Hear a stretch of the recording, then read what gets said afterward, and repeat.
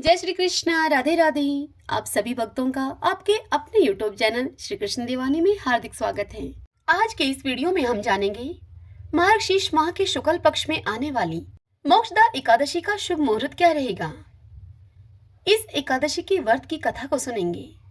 तो आइए वीडियो को शुरू करते हैं। भक्तजनों, मार्गशीर्ष माह के शुक्ल पक्ष में आने वाली एकादशी को मोक्षदा एकादशी कहा जाता है। इस एकादशी को मौना एकादशी, वैकुंठ एकादशी भी कहा जाता है। मोक्षदा एकादशी का यह दिन हिंदुओं में विशेषकर वैष्णवों और भगवान विष्णु के उपासकों के लिए यह एक शुभ दिन माना जाता है, क्योंकि इस दिन भगवान विष्णु के अवतार भगवान श्री कृष्ण ने परम पवित्र भगवद गीता अर्जुन को सुनाई थी। एकादशी का व्रत भगवान विष्णु को समर्पित है। अपने नाम स्वरूप ये एकादशी मोक्ष प्रदान करने वाली मानी जाती है। मोक्षदा एकादशी का व्रत करने से सभी पाप नष्ट हो जाते हैं और पूर्वजों को भी इससे मोक्ष की प्राप्ति होती है। मोक्षदा एकादशी बहुत खास है। इस दिन गीता जयंती भी मनाई जाती है। इस साल मोक्षदा एकादशी की तिथि, इस तिथि को लेकर बड़े ही भ्रम की स्थिति है। ऐसा क्यों है? आइए मोक्षदा एकादशी का शुभ मुहूर्त जान लेते हैं। इससे आपको सब पता लग जाएगा। भक्तजनों, हमारे हिंदू पंचांग के अनुसार मार्गशीर्ष महीने के शुक्ल पक्ष की एकादशी तिथि का प्रारंभ होगा 22 दिसंबर 2023 को सुबह 8:16 से और अगले दिन यानी कि 23 दिसंबर को सुबह 11 बजे यह एकादशी की तिथि समाप्त हो जाएगी। अब बात आती है मोक्षदा एकादशी का व्रत किस दिन रखें। तो देखिए, जो गृहस्थ लोग हैं, हमें 22 दिसंबर के दिन पूरे दिन एकादशी मिल रही है। गृहस्थ लोग उस दिन व्रत रखेंगे। द्वादशी से स्पर्श होती हुई उदया तिथि हमें 23 दिसंबर को मिल रही है, इसलिए वैष्णव लोग 23 दिसंबर को इस मोक्षदा एकादशी का व्रत रखेंगे। अब बात आती है पारण की। तो देखिए, जो गृहस्थ लोग 22 दिसंबर को व्रत रखेंगे वह अपना व्रत का पारण 23 दिसंबर को करेंगे। 23 दिसंबर को दोपहर 1:22 से दोपहर 3:25 के बीच में वे लोग गृहस्थ लोग अपने व्रत का पारण करेंगे। अब 23 दिसंबर को जो वैष्णव लोग अपना व्रत रखेंगे वह अपने व्रत का पारण 24 दिसंबर को करेंगे। 24 दिसंबर के दिन व्रत पारण करने का शुभ समय रहेगा सूर्योदय से लेकर 9:14 तक। इस समय के दौरान वैष्णव लोग अपने व्रत का पारण अवश्य कर लें।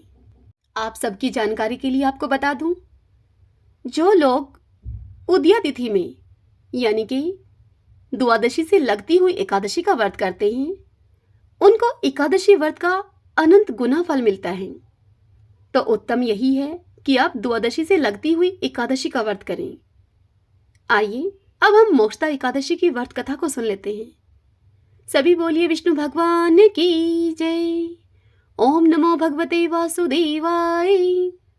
युधिष्ठिर भगवान श्री कृष्ण से बोले, हे देव देवेश्वर, मैं पूछता हूँ आपसे कि मार्गशीर्ष माह के शुक्ल पक्ष में जो एकादशी होती है उसका क्या नाम है, कौन सी उसकी विधि है तथा उसमें किस देवता का पूजन किया जाता है। हे स्वामिन, यह सब यथारूप से आप मुझे बताइए।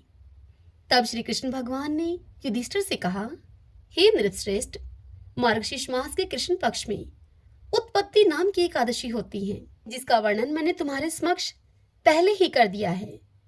अब मैं तुमसे शुक्ल पक्ष की एकादशी का वर्णन करूंगा, जिसके श्रवण मात्र से वाजपेय यज्ञ का फल मिलता है। उस एकादशी का नाम है मोक्षा, जिसे मोक्षदा, मौना, वैकुंठी इन नामों से जाना जाता है। यह एकादशी सब पापों का अपहरण करने वाली है। हे राजन, उस दिन यतन पूर्वक तुलसी की मंजरी तथा धूप दीप आदि से भगवान दामोदर का पूजन करना चाहिए। पूर्वोक्त विधि से उसी विधि से ही दशमी और एकादशी के नियम का पालन करना उचित है।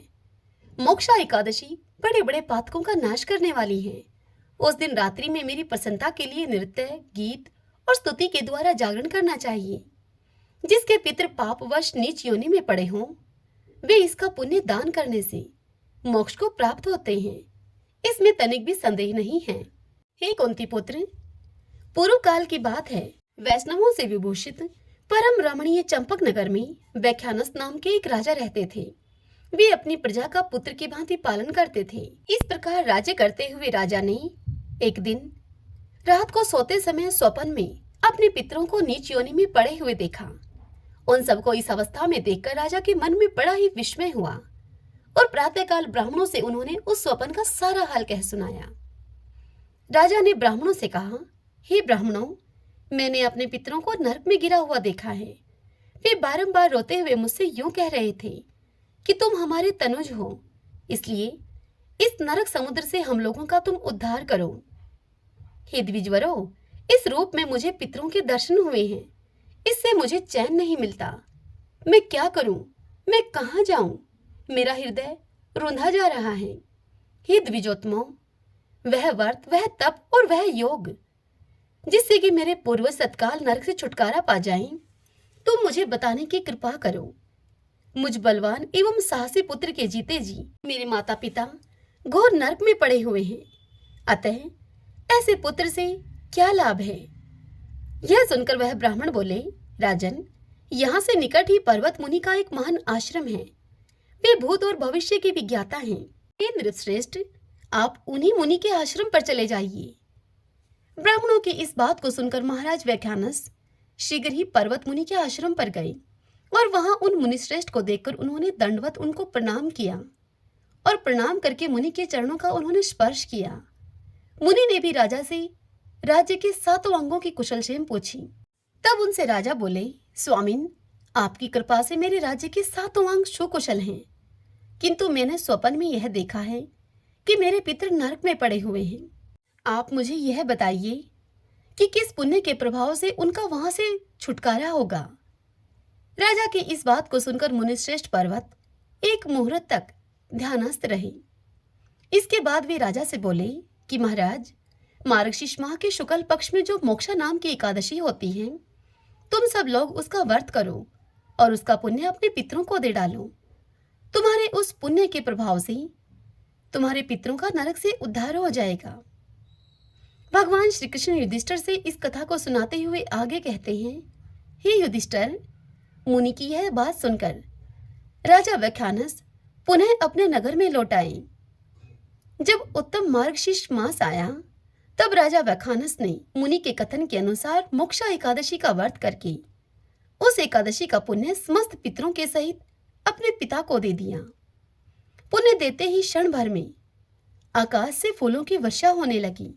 व्याख्यानस के पिता पितरों के सहित नरक से छुटकारा पा गए और आकाश में आकर राजा के प्रति यह पवित्र वचन बोले। वे बोले, बेटा, तुम्हारा कल्याण हो। यह कहकर वे स्वर्ग में चले गए। हे राजन, जो इस प्रकार से कल्याणमयी मोक्षा एकादशी का व्रत करता है, उसके पाप नष्ट हो जाते हैं और मरने के बाद वह मोक्ष को प्राप्त कर लेता है। यह मोक्ष को देने वाली मोक्षा एकादशी मनुष्यों के लिए चिंतामणि के समान समस्त कामनाओं को पूर्ण करने वाली है। इस महात्म्य के पढ़ने और सुनने से वाजपेयी यज्ञ का फल मिलता है। श्रीमन नारायण नारायण हरि हरि, भजमन नारायण नारायण हरि हरि। आशा करती हूँ यह जानकारी और यह व्रत कथा आपके लिए उपयोगी रहेगी। यदि ऐसा हो तो इस वीडियो को आप लाइक करें और कमेंट बॉक्स में जय श्री कृष्णा लिखिए। यदि आप मुझे पहली बार सुन रहे हैं तो आप हमारे इस चैनल श्री कृष्ण दीवानी को सब्सक्राइब कर लीजिएगा। बेल आइकन के बटन को भी प्रेस कर लीजिएगा ताकि आपको आने वाले नए वीडियोस की सभी जानकारी सबसे पहले मिल सके। हरे कृष्णा।